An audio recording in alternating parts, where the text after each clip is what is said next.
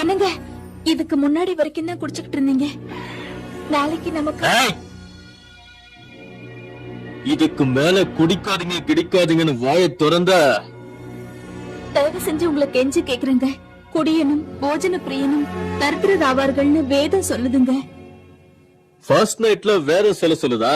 இந்த பார், இந்த வேதங்கிறது கர்த்தருங்கிறது இயேசு கிறிஸ்துங்கிறதெல்லாம் எவனாவது காதுல பூ வச்சிருப்பான், அவங்கிட்ட போய் சொல்லு. என் டைம் வேஸ்ட் பண்ணாத. இது பார், நான் கூட தான் ஒரு கிறிஸ்தவன்.